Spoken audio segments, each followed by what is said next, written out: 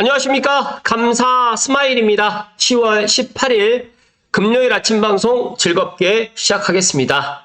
오늘의 한 줄 명언은 사람은 반드시 자기 자신을 아끼는 마음이 있어야만 비로소 자기를 이겨낼 수 있고 자기 자신을 이겨낼 수 있어야만 비로소 자신을 완성할 수 있다. 왕양명.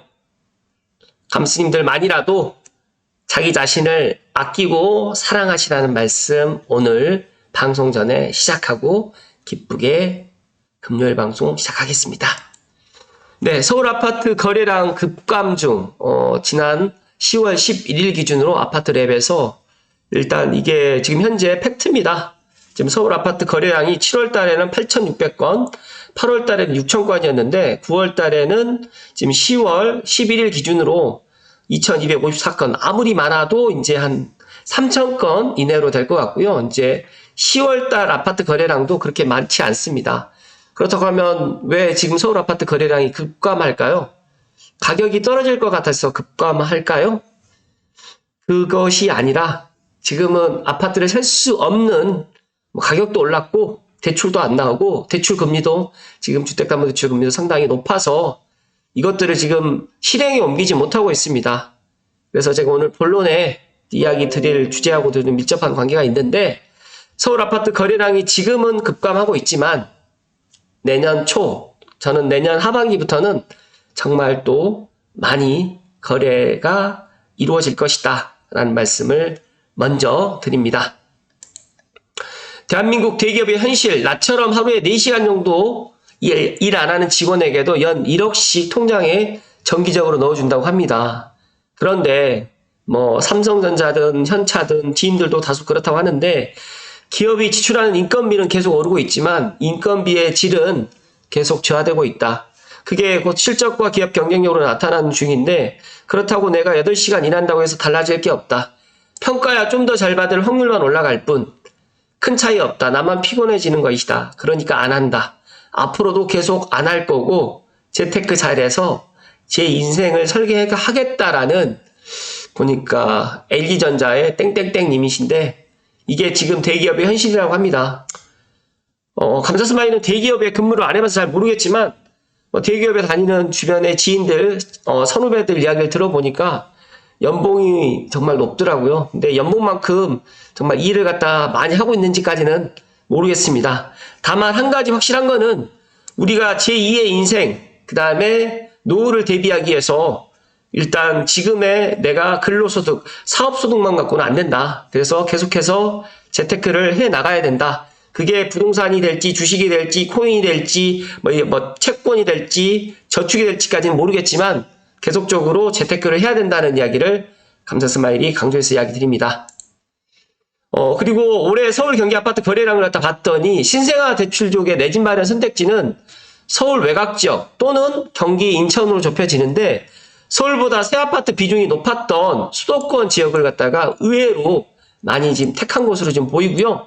경기도에서는 수원과 용인, 화성이 정말 많은 사람들의 그런 선택을 받았다는 말씀 드리면서 이게 물론 내년, 내후년에도 이렇게 될지 아니면 올 연말에 GTX-A가 개통을 해서 고양시라든지 또 남양주시라든지 의정부시라든지 이런 것들까지 이런 곳들도 많은 사람들의 선택지가 될 것인지는 지켜봐야 되겠지만 교통망이 확충이 되면 분명한 거는 일자리도 늘어난다는 말씀을 감사스마일이 추가적으로 강조합니다.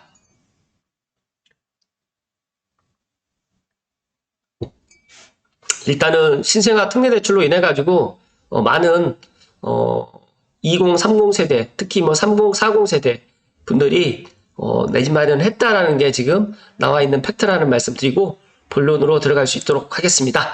본론으로 들어가기 전에 감사 스마일 TV를 우연찮게 시청하거나 시청만 하시고 좋아요 안 눌러주신 분들은 좋아요도 눌러주시고 구독도 좀 해주시고 꾸준하게 제가 누가 시켜서 제가 방송을 하는 건 아니지만 어떤 분이 그런 이야기를 하시더라고요. 초심 잃지 말라고. 그런데 저는 초심을 잃은 적이 없습니다. 지금도 항상 초심을 잃지 않으려고 노력을 하고 있고요. 제가 조회수를 높이기 위해서 매일 아침마다 방송을 한다라고 생각하신 분은 없겠죠. 저는 누구의 그런 눈치라든지 누구 때문에 하는 게 아니라 제 스스로 제가 발전하고 싶고 제가 부동산 쪽으로 해서 조금 더 깊은 인사이트를 가져가고 싶기 때문에 감스님들 덕분에 하는 거는 맞지만 제가 스스로 자발적으로 한다는 말씀 드리고 초심 잃지 않고 앞으로도 꾸준하게 이야기를 해드릴 테니까 구독 버튼, 좋아요 버튼 부탁드리겠습니다. SBS의 심영구 기자님의 기사로 시작합니다. 서울 집값 이제는 되돌릴 수 없어. 정부의 초강력 부동산 대출 규제에도 시장이 불안한 이유. 왜일까요? 일단은 김경민 교수님께서 교양이를 부탁해서 이런 이야기를 해주셨는데요. 일단은 제가 생각했을 때 이분이 상당히 인사이트가 높으신 분은 확실합니다. 하버드 대학교에서 도시계획 부동산 박사까지 받을 정도면 정말 엄청나신 분이시죠. 그런데 이분도 이제 작년하고 올해하고 지금 부동산 특히 서울 수도권 아파트 시장을 갖다가 이야기하는 게 조금 달라지긴 했지만 어찌됐든 간에 그래도 이분의 인사이트가 와닿는 게 있기 때문에 감수님들께 좀 이야기 드릴 수 있도록 하겠습니다. 일단 핵심을 먼저 말씀을 드리면 서울은 내년부터 주택 공급 빨간불입니다. 특히 아파트가 정말 부족하고요. 한국은행은 금리 인하를 앞으로 계속해서 내릴 겁니다. 주담대 이자율도 떨어질 거고요. 올 연말까지는 떨어지진 않겠지만 내년부터는 떨어질 겁니다. 만약에 떨어지게 되면 그 수요가 지금하고는 또 다른 앞서서 이야기 드렸던 서울 아파트를 매수하지 않고 대기하고 있던 분들이 매수 대기했던 분들이 아마 수요로 들어올 것이다. 그리고 슈퍼스타 도시 서울, 앞으로 슈퍼스타 서울만 높아지는 게 아니라 서울과 맞붙어 있는 지역, 그리고 메가시티 서울로 갈 수 있는 지역, 김포라든지 고양이라든지 구리라든지 남양주는 충분히, 하남까지도 충분히, 광명까지도 충분히 메가시티 서울로 갈 수 있다라는 말씀 드리고요. 또 하나 이유는 구체성 부족으로 신뢰를 잃은 88 대책. 지금 대한민국 현 정부, 윤석열 정부에서 정말 주택정책만큼은 문재인 정부랑 다를 게 없습니다. 그래서 너무 안타깝기도 하고 내년에 선거가 없기 때문에 이렇게 부동산 정책을 펴고 있는지는 모르겠지만 분명히 내년에는 부동산 정책이 정말 많이 나올 것이라는 말씀 드리고 핵심은 주택 가격 안정화가 아닌 주거 확보력 강화. 그러니까 앞으로 GTX 지금 BC를 하루빨리 착공을 해야 되는데 이것 또한 쉽지 않아 보인다는 말씀을 드립니다. 정말 강남 같은 경우에 올 초부터 현재까지 정말 가격이 많이 올랐어요. 어떤 단지는 벌써 2021년 고가를 다 회복했고 그런데 가격이 높잖아요. 짧은 시간에 10에서 20% 올랐다고 하면 추격 매수하는 게 힘듭니다. 사실 이 부동산이 지난달에 어떤 집을 보고 왔는데 한 달 전에 봤던 집이 3만원, 2천만원, 3천만원 올라도 쉽게 매수를 못해요. 하물며 6개월 전에 집을 보고 왔던 집이 1억 정도 올랐잖아요. 지금 당장 바로 의사결정을 못합니다. 그런데 언제 의사결정을 하느냐. 제 경험상 전세 가격이 오르고 월세 가격이 오르고 그리고 난 다음에 매매 가격하고 딱 붙어 있잖아요. 그러면 그때 가서 정말 가격 보지 않고 매수를 하더라고요. 그 시장을 제가 2021년부터 2022년 초까지 정말 2021년 상반기부터 2022년 초까지 자고 일어나면 오르고 막 벼락거지라는 신조어까지 나왔을 때 제가 정말 부동산 현장에서 깜짝 놀랄 정도로 경험을 했습니다. 그렇기 때문에 정말 아무도 관심 갖지 않을 때 내 집 마련을 하는 게 가장 좋은데 사람들은 가격이 내려가면 더더욱 못 사는 정말 본연의 그런 특성, 심리가 있기 때문에 어쩔 수 없다. 하지만 올라가는 순간에 사는 거는 당연한데 더 높은 금액으로 올라가 버리게 되면 또 주저하게 된다. 그러다 보니까 이제 최근에 8월 달까지 급등했던 것, 또 물론 계절적인 요인이라든지 그다음에 추석 명절이라든지 10월 달에 연휴 기간 여러 가지 이런 것들이 복합적으로 작용했지만 가장 중요한 거는 주택담보대출과 스트레스 DSR 2단계 적용으로 인해 가지고 확실히 지금 시장에 아파트를 사겠다라는 수요보다는 조금 관망하겠다라는 수요가 사실상 많습니다. 지금 주간 서울 아파트값 변동률 보시는 것처럼 8월 8일 부동산 대책으로 인해 가지고는 크게 변동이 없었는데 9월 부동산 대출 규제 시작하니까 확실하게 내려가는 모습들이 감지되고 있고 이게 팩트라는 말씀 드립니다. 이제 한국은행이 기준금리를 0.25% 인하를 했지만 아직까지 주택담보대출이라든지 전세자금 대출은 아직까지 내려가지 않았습니다. 그렇기 때문에 올해 하반기까지는 뭐 대출 총량도 줄이고 주택담보대출 금리도 지금 5%대다 보니까 섣불리 지금 못합니다. 그렇기 때문에 아마 이런 것들이 내년 초까지 그리고 조금 늦어진다고 하면 내년 하반기까지 이런 흐름으로 갈 건데 중요한 거는 이제 주택 공급 부족이라든지 금리 인하가 이제 이런 것들이 이제 아파트 분양가 상승 이 세 가지 복합적으로 이제 작용을 하게 되면 정말 내년이 더 큰 문제가 될 거고요. 아마 정부에서는 지금은 부동산 대책을 갖다가 뭐 만지작 하겠지만 내년에는 이제 한 달에 한 번씩 부동산 대책이 나올 수도 있다는 말씀드립니다. 서울은 내년 공급 부족이 위험하다고 해서 정부의 정책이 정말 중요하다라고 이야기를 하고 있지만 국토부 장관이 나오셔가지고 주택 공급 부족 없다. 그리고 정책 대출 대상도 줄이지 않겠다라고 발표했는데 아니에요. 지금 디딤돌 대출이라든지 보금자리 대출도 약간 지금 줄이고 있습니다. 그리고 더 중요한 팩트 하나는 4년간에 앞으로 서울시 권역별 아파트 공급 예정 물량인데 제가 이야기 드렸잖아요. 고양시만 없는 게 아니라 서대문, 마포, 은평도 지금 3,400채밖에 안 됩니다. 그러니까 동북권하고 동남권은 그나마 뭐 38,000세대라든지 21,000세대가 되는데 서부권하고 도심은 거의 없어요. 그렇기 때문에 저는 이걸 근거로 고양시 특히 덕양구의 아파트 가격이 내려갈 일이 1도 없다. 그러니까 올라가면 올라갔지. 그냥 오르는 폭은 저도 신은 아니에요. 그렇기 때문에 작년보다 올 초보다 내년이 아파트 공급이 너무너무 부족하다 보니까 이게 1년으로 그치는 게 아니라 3기 신도시가 들어올 2028년도까지 너무너무 공급이 부족하고 특히 서대문, 마포, 은평은 지금도 빌라에 거주하시고 단독에 거주하시는 분들이 아파트를 갖다 가고 싶은데 아파트를 못 가고 있는 그런 현실입니다. 정말 이 교수님이 보기에도 서울의 공급 부족이 얼마나 심각한 상황이냐면 이렇기 때문에 김경민 교수님께서도 태세를 전환을 했고 아파트 가격, 특히 서울의 아파트 가격은 지금이 문제가 아니라 내년 하반기부터 내후년까지 정말 실질적으로 더 많은 가격이 오르다 보니까 이제 무서울 것이다. 정말 폭등, 급등의 그런 시장을 갖다가 1년에서 1년 후가 되면 빠르면 내년 하반기, 조금 늦어진다고 하면 1년 6개월 후쯤 되게 되면 이런 것들을 느낄 수 있을 것이다. 그래서 서울 아파트 입주 물량 추이를 갖다 이렇게 쭉 보면 뭐 2025년 상반기에 조금 많이 있는데 하반기부터 줄어들기 때문에 2027년도까지는 정말 아파트, 특히 서울 도심, 서울과 맞붙어 있는 지역은 부족하다는 말씀을 드립니다. 정말 과거에 제가 2009년도에 보금자리 주택 지은다고 했을 때 그때 은평 루타운에 살고 있던 분들이 보금자리 주택을 갖다가 분양을 받겠다고 전세로 눌러 앉았었거든요. 지금 엄밀히 따지게 되면 3기 신도시 분양받겠다고 지금 무주택으로 계속 계시는 분들이 많잖아요. 뭐 무주택으로 계시는 걸 갖다 제가 뭐 계시지 말라고까지는 이야기를 드리진 않지만 제가 어제 그제 방송에도 이야기 드렸지만 창능만 마냥 기다린 게 아니라 지금이라도 내 자금 여러 개 맞춰가지고 6억대에서 7억대, 뭐 9억 사이로 해가지고 내 집 마련하고 마음 편하게 1주택인 상태에서 창능을 기다리게 되면 마음도 편하고 또 그때 당시에 창능의 공공이라든지 민간 분양가가 비싸더라도 내가 이걸 갖다가 뭐 말 그대로 매도하고 갈아타기 해도 되고 1주택자도 지금은 청약 분양 받을 수 있거든요. 2주택부터는 조금 힘들겠지만 1주택까지는 충분히 가능합니다. 그런데 아직도 무주택을 갖다가 고민하시는 분들이 너무 많은데 너무너무 안타깝다는 말씀드리고요.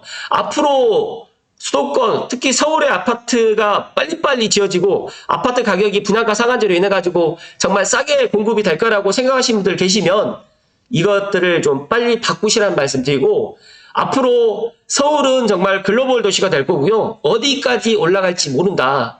제가 뒤에서 이야기 드릴까 하다가 한 가지 말씀을 먼저 드리면 레미안 원베일리가 41평이 63억에 매수했다고 하는데 이분 이야기가 정말 궁금하더라고요. 결국엔 진짜 계약하고 계약금 쏘고 왔다.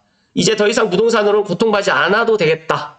부동산에 신경 안 쓰고 본업을 더 열심히 할 수 있게 되어서 후련하다. 남은 돈으로 열심히 힘내서 다시 올라가 보겠다라고 이야기하는데 모르겠어요. 이게 정말 팩트고 진짜인지는 모르겠지만 일단은 뭐 실거래가가 나오면 알겠지만 레미안 원베일리가 60억이 국민 평형 기준인데 41평 63억에 매수했다고 하니까 크게 뭐 저는 그렇게 느껴지지는 않지만 어찌됐든 간에 강남 아파트 가격만 뭐 60억이 되고 100억이 되고 하는 시장이 저는 이제 머지 않았다는 말씀 드립니다. 그래서 도시는 왜 불평등한가? 이 리처드 플로리다의 슈퍼스타급 도시 같은 경우에는 같은 국가, 그러니까 우리가 왜 서울만 이렇게 사람들이 선호할까요?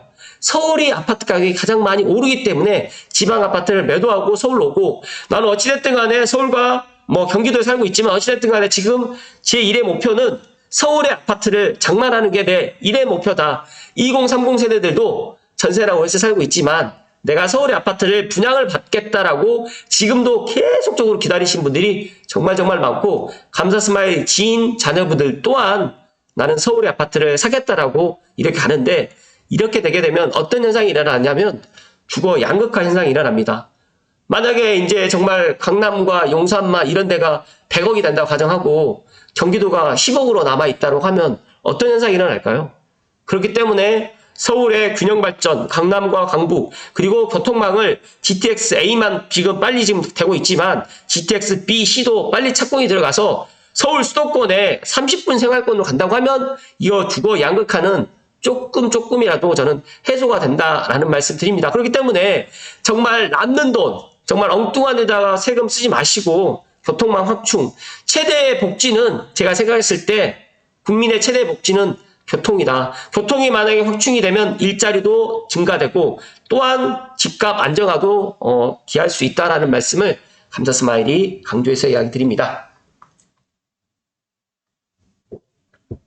정말 많은 사람들이, 저는 서울에서 살고 싶지 않아요. 저는 솔직하게 지금 고양시 삼성에 살고 있는 게 너무 만족도가 높고 너무 좋아요. 그런데 많은 사람들은 이 집이라는 것도 자산, 내가 투자 상품으로 보고 있기 때문에 고양시가 거주하기는 너무 좋지만, 살기에는 너무 좋지만 아파트 가격이 안 오르기 때문에 싫다는 거예요.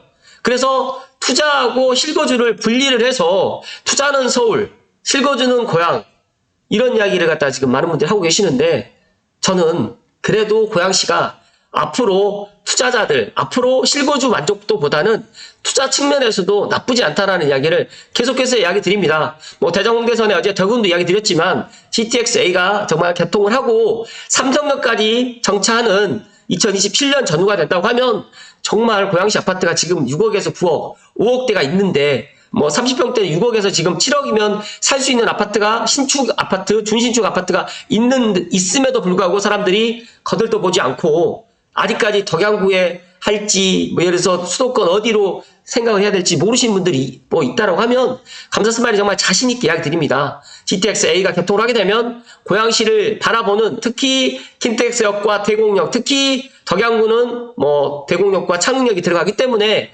덕양구를 갖다 바라보는 정말 시선 자체가 달라질 것이다 라는 말씀을 감사스마일이 팩트로 이야기를 드리고요. 정부의 부동산 대책에도 부동산 상황이 나아지지 않는 이유는 딱 하나입니다. 서울 수도권의 아파트, 특히 주택 공급이 부족하지만 특히 아파트가 너무너무 부족하고, 이 아파트가 부족하다는 사실을 R114에서 지금 이야기를 했고 정부에서는 부족하지 않다, 앞으로 계속 공급할 거다라고 이야기하지만 이거를 믿는 국민들, 시민들은 없다는 말씀드리고, 건설 공사비가 계속 올라가기 때문에 앞으로 신축 분양가는 제 기준으로 생각해 보니까 서울 기준으로 하게 되면 앞으로 84 기준으로 12억까지는 안 나올 것 같고요. 12억이 무조건 넘어갈 거고, 그 다음에 고양시도 9억은 분명히 넘어갈 것이다. 그리고 이제 안양이라든지 수원에서도 지금 12억대 분양가가 나왔어요. 그리고 과천 같은 경우는 20억대 분양가가 지금 실제로 지금 발생했기 때문에 앞으로 건설 공사비 이런 것들 때문에 집값, 특히 신축 아파트, 준신축 아파트 가격은 내려가지 않을 것이다 라는 말씀을 감사스마일이 감수님들께 특별히 강조해서 이야기 드립니다. 정부의 부동산 정책이 우리 부동산 시장에 어떤 영향을 미치나요? 많은 영향을 미치죠. 그런데 여기 김경민 교수님은 2023년에 정책적으로 개입했던 문제가 컸다.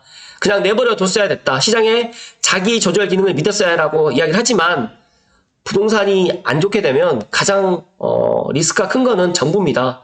건설업이라든지 주택산업이 안 좋다라고 하면 정말 실물 경기가 돌아가지 않아요. 그렇기 때문에 작년에 정부에서 예를 들어서 특례보금자리 대출을 갖다가 활용해가지고 그리고 또 지금 올해 신생아 특례 대출을 활용해서 많은 사람들에게 내 집 장만을 하라고 이야기하는 건 정말 잘한 거로 이야기하지만, 가장 잘못되어 있는 거는 이 88주택 공급 대책입니다. 이 88주택 공급 대책을 딱 보면서 잘 모르는, 부동산을 잘 모르는 시민들, 국민들도 정말 주택이 너무너무 부족하구나. 오죽 부족하면 그린벨트를 풀어서 집을 갖다 공급을 하겠나 라는 이런 생각을 갖다가 갖게 만든 거죠. 그러다 보니까 이런 문제들 때문에 오히려 집값의 그런 상승을 더 부추기지 않았나. 그리고 LH가 토지 수용을 해야 되는데 LH가 돈이 없습니다. 제가 엄밀히 생각을 해보니까 창릉역을 갖다가 LH가 지금 부담을 하는 거거든요.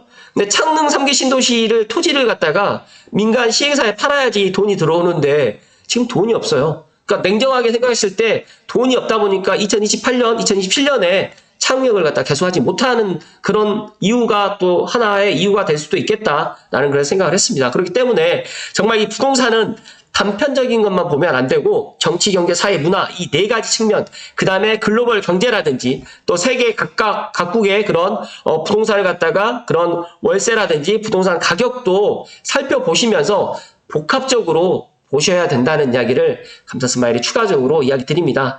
일단 복합 용도 개발도 이야기가 나왔고 부동산 문제를 해결하기 위해서 국가가 해야 할 일이 정말 많지만 제가 생각했을 때는 각자 도생해야 됩니다.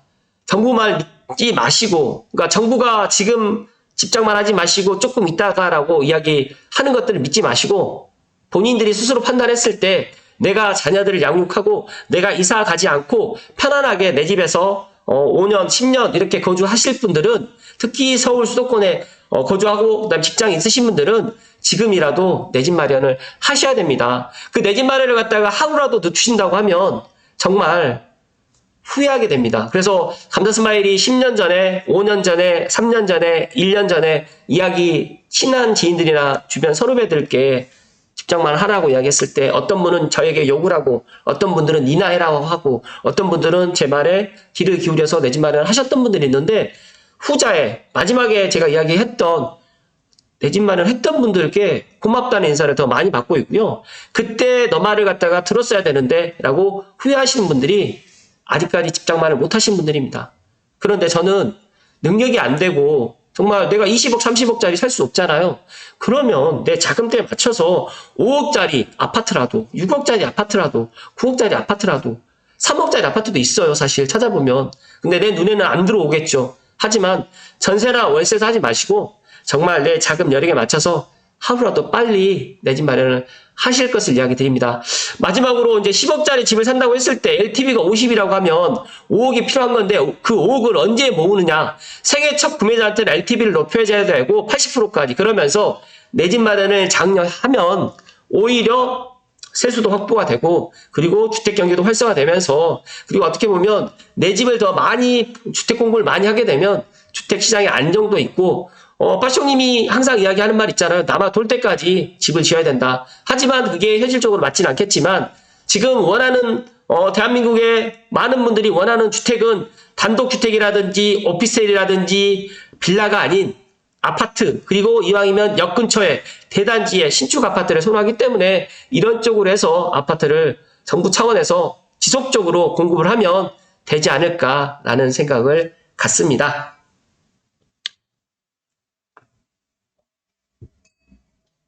감사스마일의 결론을 드리면요.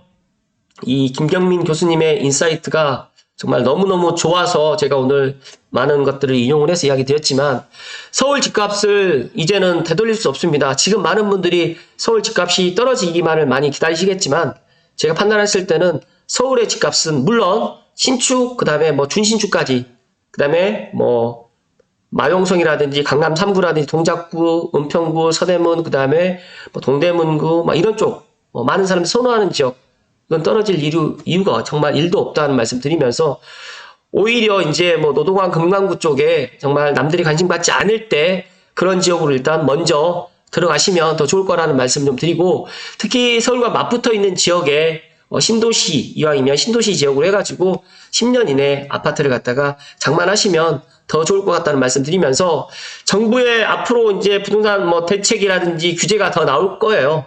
올 연말까지는 아마 안 나올 수도 있겠지만 그렇지만 그거에 흔들리지 마시고 나만의 인사이트로 지금 아무도 내 집 마련하지 않을 때 거래량이 급감할 때 조금 싼 물건 그 다음에 내가 감당할 수 있는 물건들이 있다라고 하면 꼭 잡으시란 말씀 드립니다. 고맙습니다.